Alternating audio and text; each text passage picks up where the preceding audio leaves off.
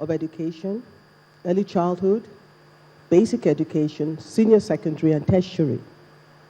And for each one, we looked at what do we require, what components do we require for our curriculum to exhibit for the 21st century. And we looked at values, skills and competencies, and knowledge. Under values, we identified honesty, respect, diversity, integrity, and compassion.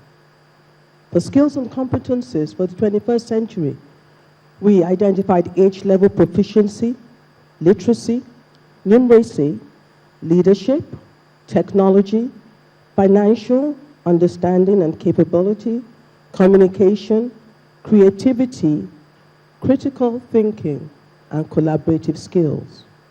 For knowledge, the ability to access knowledge easily was identified, and also critical is multiple languages, such as the native mother tongue, English, French, and Chinese.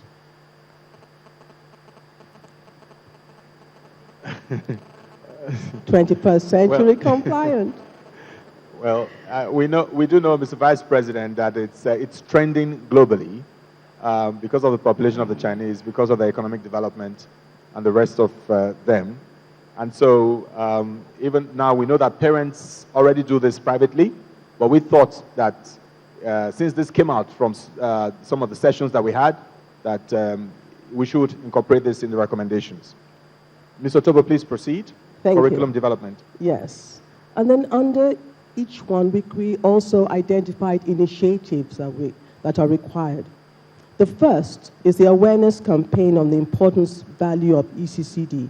As you heard during the last plenary session, valuable information came out providing the evidence, the biological and scientific evidence for why we need to take early childhood very seriously.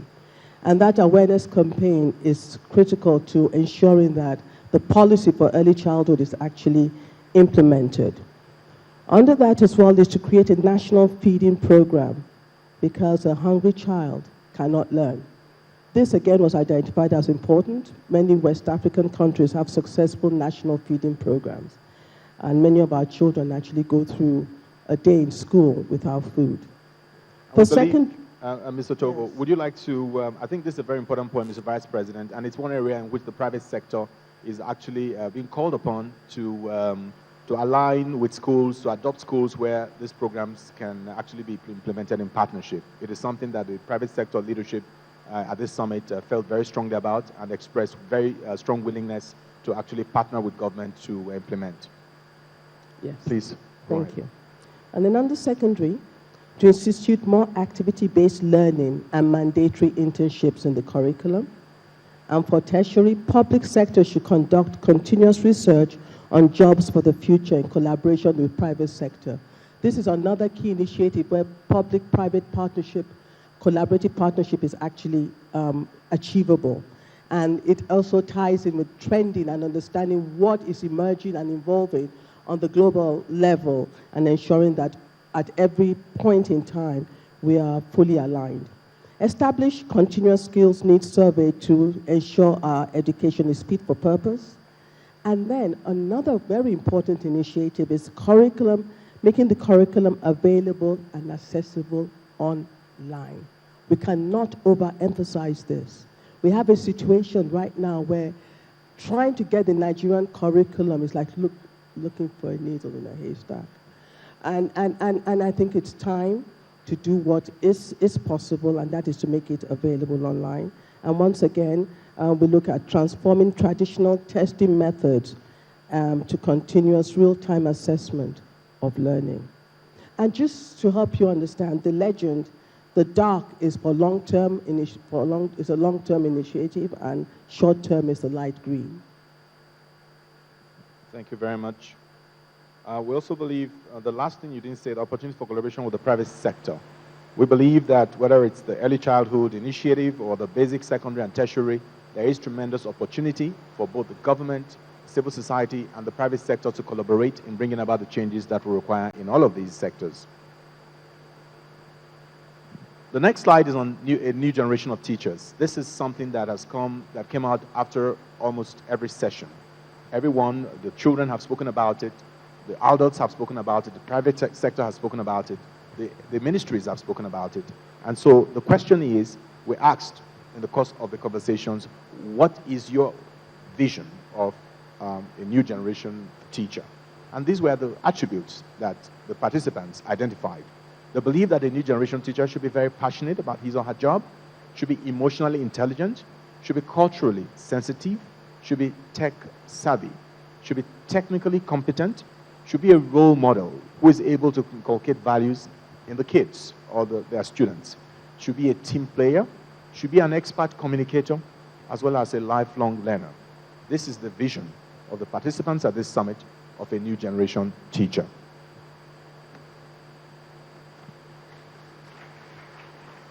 And I'd like to call on Mo to please go ahead and give us more details about this new next generation of teachers.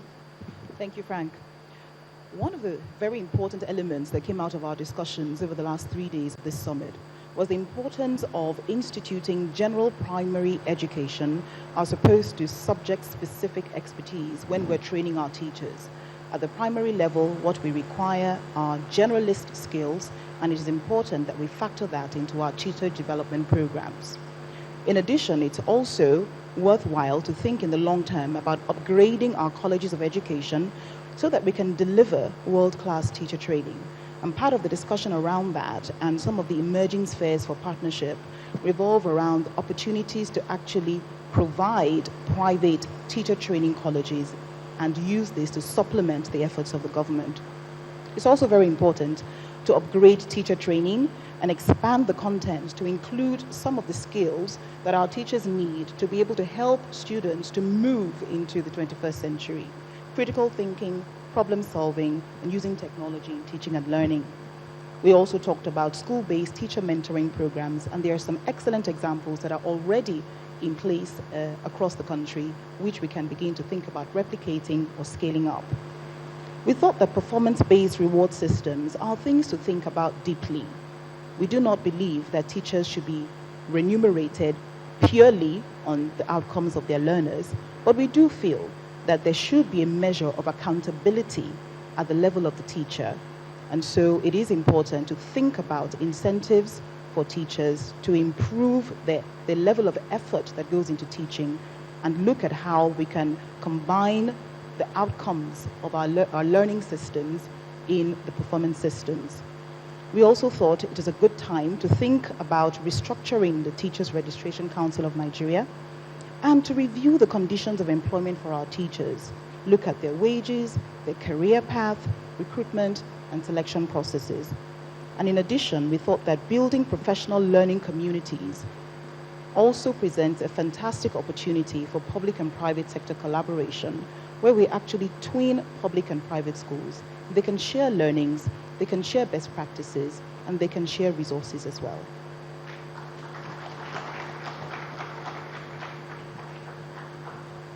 Another element that came out of our discussions was the importance of information and communications technology.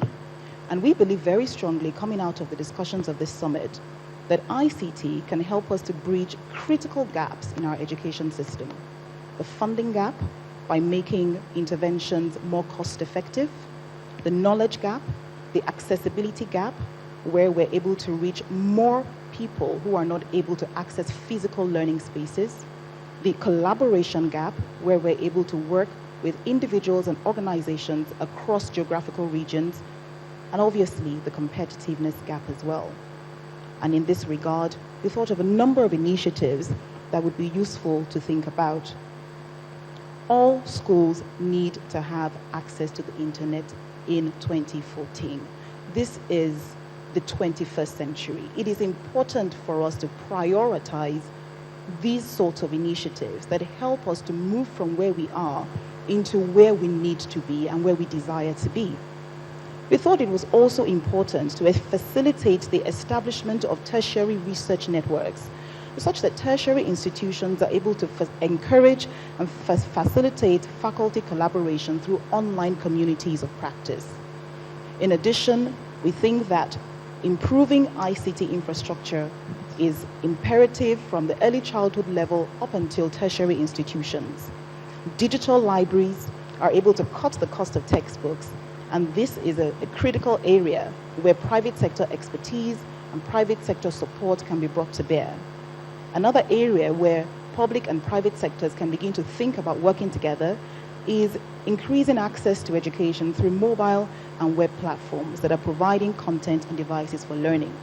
Now, we know that today about 57 million Nigerians are able to access the internet. And of this number, well over 40 million are able to do so via mobile technology. It is important that we begin to look and pay attention at mobile technology in education. And in the long term, we also consider the fact that ministries of education, national planning, science and technology, communication technology really do need to begin to work even closer together to develop a blueprint for introducing ICT and the use of ICT in education. Very clearly, Mr. Vice President, the series of observations and policy interventions that have been suggested would involve some form of sustainable structural reforms. And I'd like Mrs. Otobo to please take us through the initiatives that have been agreed in the last 3 days. Thank you, Frank. These sustainable structural reforms are actually critical. These are the three components to the reforms: institutional structures and management, funding mechanisms, and legal framework. And Mr. President, Mr. Vice President, we'd like to emphasize that these are reforms that we feel that if they're not taken, we will continue to be sort of like scratching the surface of issues that need more deep-rooted attention. And we'd just like to implore and encourage you to please do something about these reforms. The first, under institutional structures and management, is to urgently fix National Education Management Information Systems, called MS, and state MS. So this is not just a responsibility for federal, but for state governments. Several international development partners and state governments are unable to take decisions based on the current data that's available. And this is one area that needs urgent attention. Also, to develop delivery and supervisory functions to the community level, to create a framework to benchmark schools on student learning outcomes. It's no longer reviewing or monitoring the learning, the outputs, the inputs and the outputs within schools, but to actually measure how much learning is taking place in this classroom, how much are children taking on and taking in. We need to urgently reduce the number of parastatals in the Federal Ministry of Education, as recommended by the Oral Science Committee and the PTTE report. Many of them are replicating functions. Many of them are duplicating efforts. And reducing the number of parastatals will enhance the productivity of this organization. Under legal framework, we recommend that we amend the Constitution to grant greater autonomy to local government authorities, and to amend the UBEC law to transfer its functions and UB intervention funds to states and local governments. Thank you. The last, funding mechanisms. Empower result-based financing and accountability system at local government area to school level. We have a situation currently in place in most states where money is not getting to the schools. They're released through SUBEB, through the ministry, but the schools are not able to fix a broken window pane. They're not able to fix or repair a broken doorknob. It's time to even buy chalks. It's time to empower our schools at the school level and to grant greater autonomy to tertiary institutions. This was one recommendation that kept coming and reoccurring over and over again, to grant greater autonomy to tertiary stations. Empower schools with direct funding, create a public expenditure tracking system for education outputs and outcomes. It's time to close the loop. Money goes in, but how is that money being utilized? And creating a public expenditure tracking system enhances this process.